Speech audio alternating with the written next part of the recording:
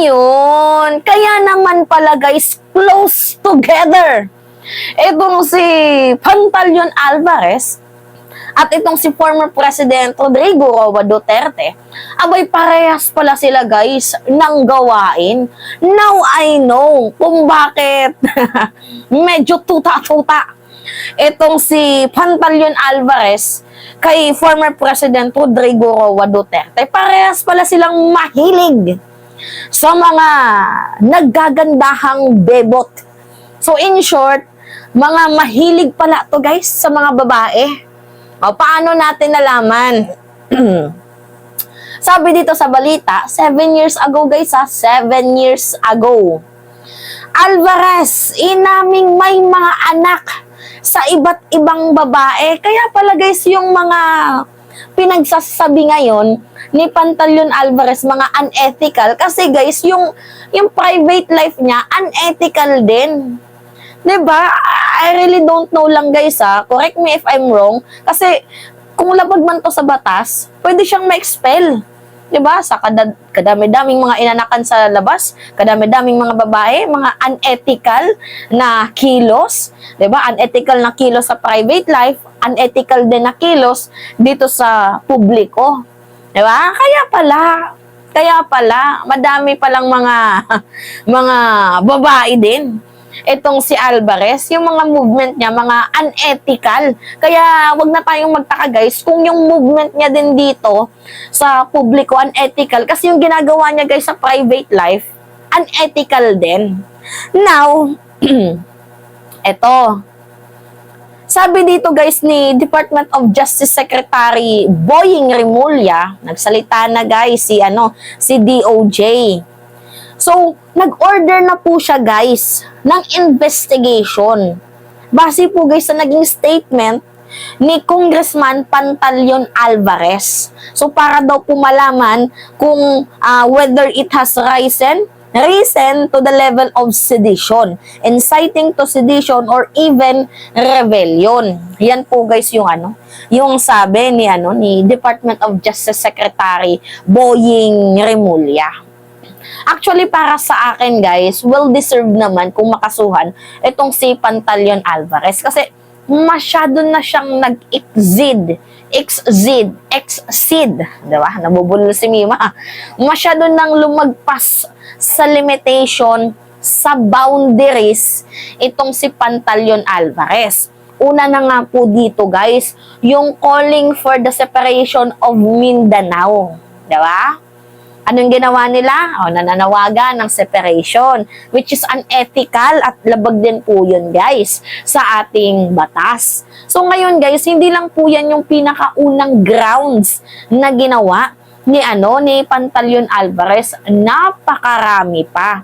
At masyado na siyang lumagpas sa kanyang karapatan. Masyado na obvious guys, nalagpas na siya sa kanyang limitation, at obvious din guys na hindi na siya gumigit na sa kanyang boundaries. So, I think, mararapat lamang guys na sampulan itong si Pantaleon Alvarez. Kasi ganito yan guys, yung ginawa ni Pantaleon Alvarez. So, paano nga ba natin nasabi na inciting pa lang or inciting to sedition ang ginawa niya? Kapag sinabi natin sedition kasi guys, mayroon kang panawagan ng pag-aalsa pero hindi pa naman armado, ang tawag doon sedition.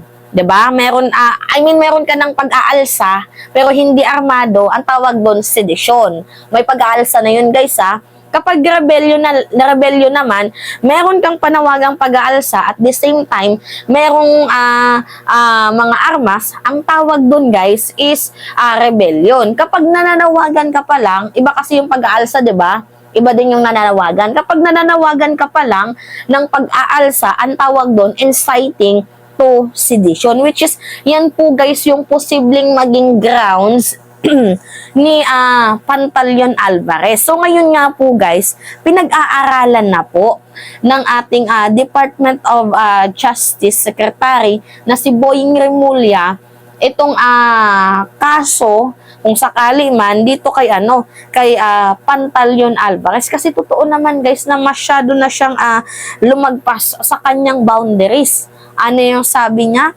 na dapat ang PNP, ang AFP, ang militar mag-withdraw na ng support dito sa ating Chief Executive. Hinihimok niya na mag-withdraw sa ating Chief Executive. It is that because na gusto daw po guys ng ating presidente ng giyera. Gusto daw po guys ng ating presidente ng martial law. Hindi daw po yun guys makatao. Kaya niya yun sinabi. And now, nung mga 2 hours ago, sinabi niya na hindi siya pwedeng kasuhan ng inciting to sedition. Abay, bakit hindi naman daw pwede? Kasi nga daw po guys, part daw po yun ng freedom of expression na sinasabi niya. Ito nga guys, meron tayong video na sabi niya, part daw po yun guys ng freedom of expression. Sabi niya dito, yung mga nangyari sa Davao del Norte, kasama yan sa constitutionally protected rights to freedom of speech and assembly. Paano naging seditious at orderly conduct ang pag-exercise ng constitutional right? Para sa akin guys, never magiging constitutional rights or magiging tama ang panawagan ng destabilization. Hindi po yun guys, tama. Lahat po ng freedom of speech, press freedom natin, meron pong limitation at meron pong boundaries yan.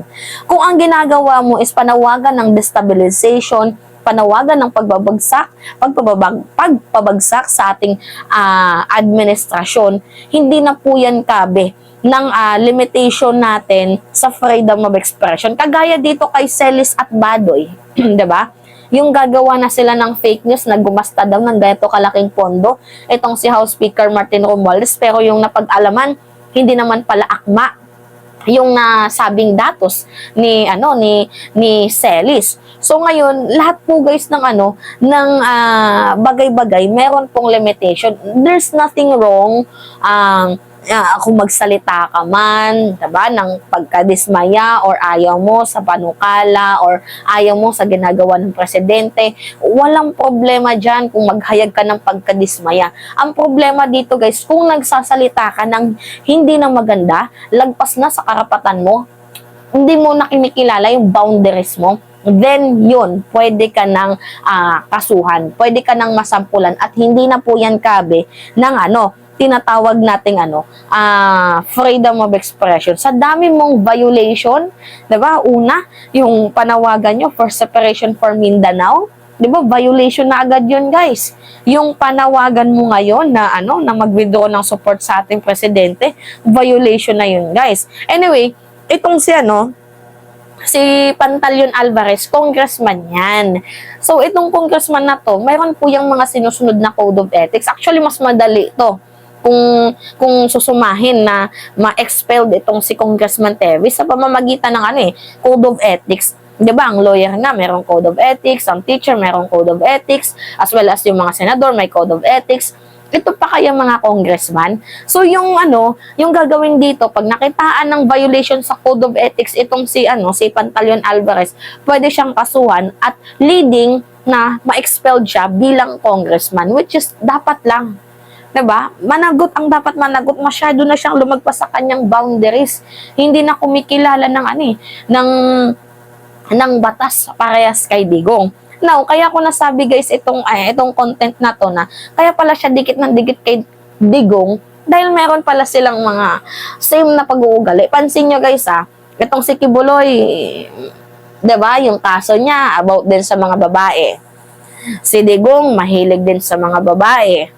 Si Alvarez, maraming anak sa iba't ibang babae. So now, ano ibig sabihin nito? Pare-parehas lang mga pag-uugali niyan, mga unethical. Kaya nga guys, hindi na bago kung yung mga gagawin pala nila dito sa ating bayan, yung mga pananalita nila, mga unethical, it is that because pare-parehas din sila ng pag-uugali.